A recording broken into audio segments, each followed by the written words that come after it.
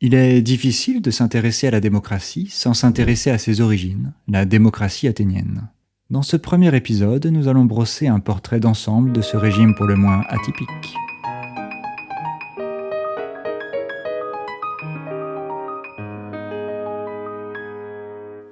Avant la démocratie, Athènes était une sorte d'aristocratie gouvernée par des archontes. C'est pourquoi on parle de période archaïque.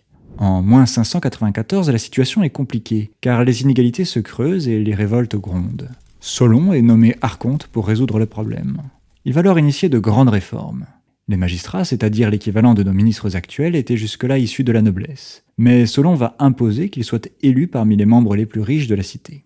D'autres institutions démocratiques émergent, telles que l'Élie, le Conseil des 400 ou l'Ecclésia. Toutefois, peu de temps après, la cité retombe dans les mains d'un tyran et il faut attendre un siècle pour qu'en moins 507, Clisthène reprenne le travail de démocratisation d'Athènes. Il va aller beaucoup plus loin que Solon et remplacer l'élection de la plupart des magistrats par le tirage au sort. Il divise le territoire de l'Attique, la péninsule contrôlée par Athènes, en 10 circonscriptions que l'on appelle des tribus. Chaque tribu étant censée descendre d'un héros mythologique. La plupart des institutions sont divisées en 10, de sorte que chaque tribu ait son mot à dire.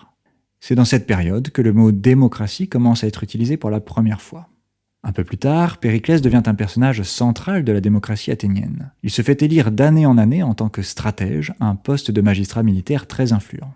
Il va poursuivre l'œuvre de Clisthène en offrant une rétribution aux citoyens qui participent aux institutions démocratiques, que ce soit les jurés tirés au sort de l'Élie ou encore les citoyens qui se présentent à l'Ecclésia pour voter les lois.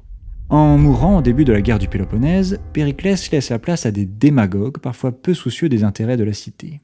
L'exemple le plus frappant est la bataille des Arginus qui se déroule en moins 406. Athènes a vaincu la flotte de Sparte, mais pour des raisons météorologiques n'a pas pu sauver les naufragés.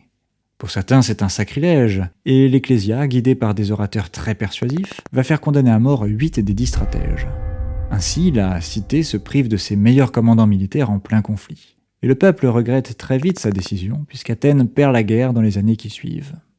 Après une courte période sous l'influence de Sparte, la démocratie fait son grand retour. De nouvelles réformes ont lieu, notamment pour réduire les pouvoirs de l'Ecclésia, jugée trop influençable, au profit du tribunal du peuple. Le régime traverse une période de stabilité pendant près de 80 ans avant d'être brusquement conquis par la Macédoine en moins 322.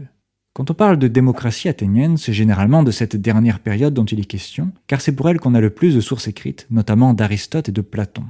D'ailleurs, concernant les philosophes, il faut noter qu'ils sont globalement opposés au régime démocratique, qu'ils jugent trop radical. Au malheureux procès des stratèges, il faut ajouter celui de Socrate, qui est condamné à mort en moins 399 pour des raisons religieuses. Selon Aristote, le bon régime politique est celui qui parvient à mélanger de façon harmonieuse les intérêts des puissants et du peuple.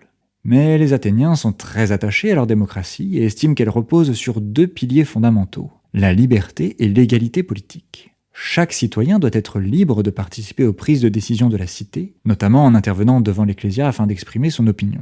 L'égalité se traduit par le fait qu'aucune voix ne pèse plus qu'une autre, que tous les citoyens ont les mêmes chances d'être tirés au sort s'ils se portent volontaires, et que tous sont soumis aux mêmes lois.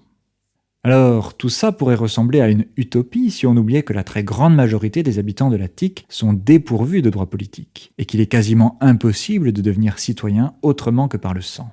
En effet, pour 10 citoyens qui participent effectivement à la vie politique, il y a 10 citoyennes qui sont interdites d'entrer dans les institutions, 3 enfants, 13 métèques qui sont des étrangers ayant eu le droit de s'installer à Athènes, et surtout 50 esclaves qui travaillent parfois dans des conditions atroces.